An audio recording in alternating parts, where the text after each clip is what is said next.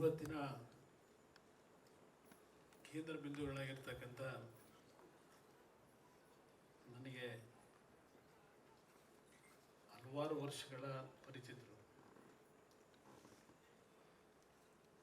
ಅವರ ಒಂದು 50 ವರ್ಷಗಳ ಚಿತ್ರರಂಗದ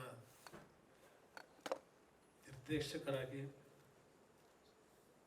ನಿರ್ಮಾಪಕರಾಗಿ ಮಹಾತ್ಮ ಪಿಕ್ಚರ್ಸ್ನ ಸಂಸ್ಥೆ ಅವರ ತಂದೆಯವರ ಕಾಲದಲ್ಲಿ ಪ್ರಾರಂಭ ಆದಂಥದ್ದು. ಕನ್ನಡ ಚಿತ್ರರಂಗಕ್ಕೆ ಅತ್ಯಂತ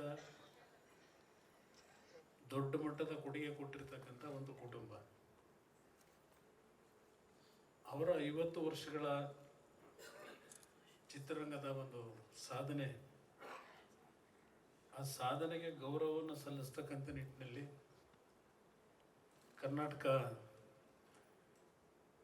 ವಾಣಿಜ್ಯ ಮಂಡಳಿಯಿಂದ ನಮ್ಮ ಕೃಷ್ಣೇಗೌಡರ ನೇತೃತ್ವದಲ್ಲಿ ಗೌರವ ಸಲ್ಲಿಸ್ತಕ್ಕಂಥ ಈ ಒಂದು ಕಾರ್ಯಕ್ರಮದಲ್ಲಿ ವೇದಿಕೆ ಮೇಲೆ ಉಪಸ್ಥಿತಿರ್ತಕ್ಕಂಥ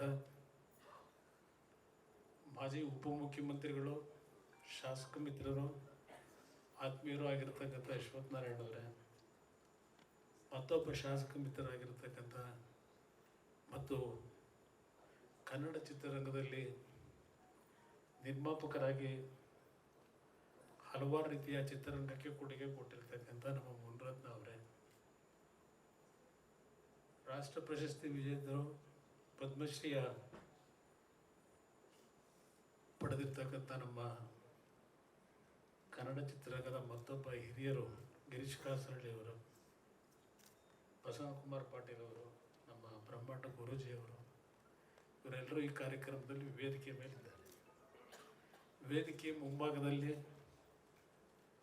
ಚಿತ್ರರಂಗಕ್ಕೆ ಹಲವಾರು ರೀತಿಯ ಕೊಡುಗೆ ಕೊಟ್ಟಿರ್ತಕ್ಕಂಥ ದಿಗ್ಗಜರುಗಳು, ಕಲಾವಿದರು. ನಮ್ಮ ಹಂಸಲೇಖ ಅವರು ಬಹುಶಃ ಕನ್ನಡ ಚಿತ್ರರಂಗದ ಒಬ್ಬ ಅತ್ಯಂತ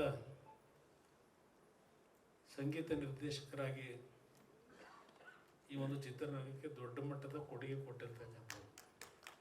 ನಾಲ್ಕೈದು ಚಂದ್ರಶೇಖರ್ ಅವರಿದ್ದಾರೆ, ಜಯ ಜಗದೀಶ್ ಅವರಿದ್ದಾರೆ, ಹೀಗೆ ಹಲವಾರು ನಮ್ಮ ಕಲಾವಿದರು ಮತ್ತು ನಮ್ಮ ಚಿತ್ರರಂಗದ ತಾಂತ್ರಿಕ ತಜ್ಞರು ತಾವೆಲ್ಲ ಈ ಕಾರ್ಯಕ್ರಮದಲ್ಲಿ ಏನಿದ್ದೀರಿ. ಈ ಕಾರ್ಯಕ್ರಮಕ್ಕೆ ನಾನು ಬಂದು ನಿಮ್ಮ ಮುಂದೆ ನನ್ನ ಕೆಲವು ಭಾವನೆಗಳನ್ನು ವ್ಯಕ್ತಪಡಿಸ್ತಾ ಇರ್ತಕ್ಕಂಥದ್ದು ಕೇಂದ್ರದ ಮಂತ್ರಿಯಾಗಿ ಇಲ್ಲ ರಾಜಕೀಯದ ವ್ಯಕ್ತಿಯಾಗಿ ಅಲ್ಲ. ನಾನು ಈ ರಾಜಕಾರಣಕ್ಕೆ ಬರೋದಕ್ಕಿಂತ ಮುಂಚೆ ನನ್ನ ಶಿಕ್ಷಣ ಮುಗಿದ ನಂತರ ಚಿತ್ರರಂಗದಿಂದ ನನ್ನ ವೃತ್ತಿ ಪ್ರಾರಂಭ ಮಾಡಿದಂಥದ್ದು.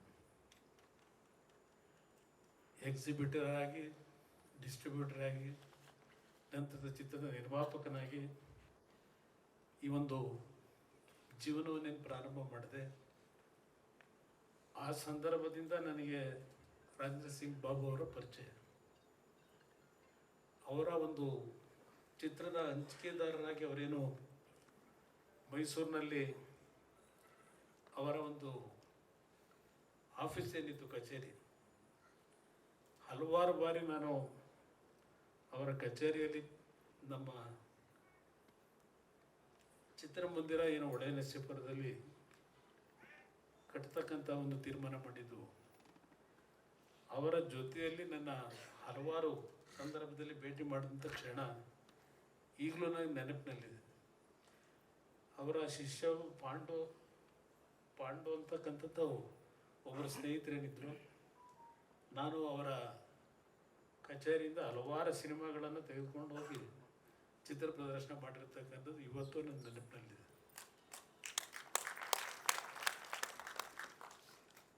ಅವರ ಹಲವಾರು ಚಿತ್ರಗಳ ಬಗ್ಗೆ ಈಗಾಗಲೇ ಮುನಿರತ್ನ ಅವರು, ಗಿರೀಶ್ ಕಾಸರಳ್ಳಿ ಅವರು ಪ್ರಸ್ತಾಪ ಮಾಡಿದ್ದಾರೆ.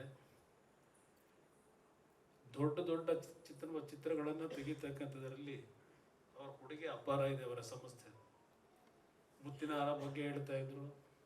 ಬಹುಶಃ ರಾಕ್ಲೈನ್ ವೆಂಕಟೇಶ್ವರ ಹಿಮಪಾತ ಅಂತಕ್ಕಂಥದ್ದು ಒಂದು ಸಿನಿಮಾ ಮಾಡಿದರು. ಹಲವಾರು ಚಿತ್ರಗಳ ಬಗ್ಗೆ ನಾನೀಗ ಮತ್ತೆ ನಿಮಗೆ ರಿಪೀಟ್ ಮಾಡಿ ಸಮಯ ವ್ಯರ್ಥ ಮಾಡಲಿಕ್ಕೆ ಹೋಗೋದಿಲ್ಲ. ಆದರೆ ನಮ್ಮ ಕನ್ನಡ ಚಿತ್ರರಂಗದಲ್ಲಿ ಯಾವೊಂದು ದಿವಂಗತ ಪುಟ್ಟಣ್ಣ ಕಣಗಲ್ ಅವ್ರು ಇರ್ಬೋದು, ಸಿದ್ಧಲಿಂಗಯ್ಯ ಅವ್ರು ಇರ್ಬೋದು, ಅವರ ಸಾಲಿನಲ್ಲಿ ಸೇರ್ತಕ್ಕಂಥವ್ರು ನಮ್ಮ ರಾಜೇಂದ್ರ ಸಿಂಗ್ ಬಾಬು ಅವರು. ಹಿಂದೆ ಸಿನಿಮಾ ತಯಾರು ಮಾಡ್ತಕ್ಕಂಥದ್ದು ಭಾಳ ಕಷ್ಟದ ದಿನಗಳು, ಈಗಲೂ ಕಷ್ಟ ಇದೆ. ಯಾರೋ ಒಬ್ಬರೋ ಇಬ್ಬರು ಸಿನಿಮಾವನ್ನು ನಿರ್ಮಾಣ ಮಾಡಿ ಯಶಸ್ಸನ್ನು ಕಾಣ್ಬೋದು, ಆದರೆ 100ಕ್ಕೆ 80-90 ಭಾಗ ನಿರ್ಮಾಪಕರಾಗಿ ಯಶಸ್ಸು ಕಾಣ್ತಕ್ಕಂಥದ್ದು ಇವತ್ತಿನ ದಿನಗಳಲ್ಲಿ ಭಾಳ ಕಷ್ಟ ಇದೆ. ಹಿಂದೆ ಒಂದು ರೀತಿ ಸಿನಿಮಾ ಬಿಡುಗಡೆ ಮಾಡ್ತಕ್ಕಂಥದ್ದು ಒಂದು ಹಬ್ಬದ ವಾತಾವರಣದಲ್ಲಿ ಸಿನಿಮಾ ಬಿಡುಗಡೆ ಆಗ್ತಂಥ ದಿನಗಳನ್ನು ನಾನು ನೋಡಿದ್ದೇನೆ. ಇವತ್ತು ವಾರದಲ್ಲಿ 7-8 ಸಿನಿಮಾಗಳು ಒಂದೊಂದು ಬಾರಿ ಕನ್ನಡದಲ್ಲಿ ಇವತ್ತು ನಿರ್ಮಾಣ ಆಗಿ ರಿಲೀಸ್ ಮಾಡ್ತಾರೆ. ಆದರೆ ಅದರ ಮೌಲ್ಯಗಳು ಯಾವ ರೀತಿ ಇದೆ, ಬಂದಂಥ ನಿರ್ಮಾಪಕರು ಎಷ್ಟರ ಮಟ್ಟಿಗೆ ಚಿತ್ರರಂಗದಲ್ಲಿ ಉಳಿಯತಕ್ಕಂಥದ್ದಕ್ಕೆ ಅವಕಾಶಗಳಿದೆ, ಇದೆಲ್ಲ ನೋಡಿದಾಗ ಹೊಸ ನಿರ್ಮಾಪಕರು ಬರ್ತಾರೆ ಮತ್ತು ಒಂದು ಸಿನಿಮಾಗೆ ಅವರು ನಿವೃತ್ತಿ ಹೊಂದತಕ್ಕಂಥ ದಿನಗಳು. ಆದರೆ ಅವತ್ತು ಲಾಭ ನಷ್ಟ ನೋಡದೆ ಚಿತ್ರಗಳನ್ನೇನು ಮಾಡ್ತಾಯಿದ್ರು. ಅವತ್ತು ನಾವು ಸಿನಿಮಾಗಳನ್ನ ರಿಲೀಸ್ ಮಾಡ್ತಾ ಇದ್ದಿದ್ದು ಒಂದು 20-30 ಥಿಯೇಟರ್ಗಳಲ್ಲಷ್ಟೇ, ಕೇಂದ್ರಗಳಲ್ಲಿ. ಇವತ್ತು ಈಗ ನಾವು 500-600 ಸ್ಕ್ರೀನ್ನಲ್ಲಿ ಚಿತ್ರ ಇವತ್ತು ಬಿಡುಗಡೆ ಆಗ್ತಕ್ಕಂಥದ್ದು ನೋಡ್ತಾ ಇದ್ವಿ. ಕೆಲವು ಒಳ್ಳೆಯ ಯಶಸ್ಸನ್ನು ಕಾಣ್ತಾ ಇದ್ದಾರೆ. ಇತ್ತೀಚೆಗೆ ನಮ್ಮ ರಿಷಬ್ ಶೆಟ್ಟರವರು ಮಾಡಿರ್ತಕ್ಕಂಥ ಕಾಂತಾರ ಸಿನಿಮಾ ನಮ್ಮ ಹೊಂಬಾಳೆ ಫಿಲಮ್ಸ್ನ ವತಿಯಿಂದ ಬಹುಶಃ ಅಶ್ವಥ್ ನಾರಾಯಣ ಅವ್ರದ್ದು ಅದರಲ್ಲಿ ಸ್ವಲ್ಪ ಪಾಲಿದೆ. ಇವತ್ತು ವಿಶ್ವದಲ್ಲೇ ಒಂದು ದಾಖಲೆಯ ಒಂದು ಸಿನಿಮಾ ಅಂತಕ್ಕಂಥದ್ದು ನಾವೇನು ಕಾಣ್ತಾ ಇದ್ದೇವೆ. ಕನ್ನಡ ಚಿತ್ರರಂಗ ಒಂದು ಕಡೆ ಈ ರೀತಿಯ ನಿರ್ಮಾಪಕರಿಂದ, ಈ ರೀತಿಯ ನಿರ್ದೇಶಕರು, ಚಿತ್ರನಟರಿಂದ ಒಂದು ಕಡೆ ದೊಡ್ಡ ಮಟ್ಟದಲ್ಲಿ ಯಶಸ್ಸನ್ನು ಕಾಣ್ತಾ ಇದ್ದಾರೆ.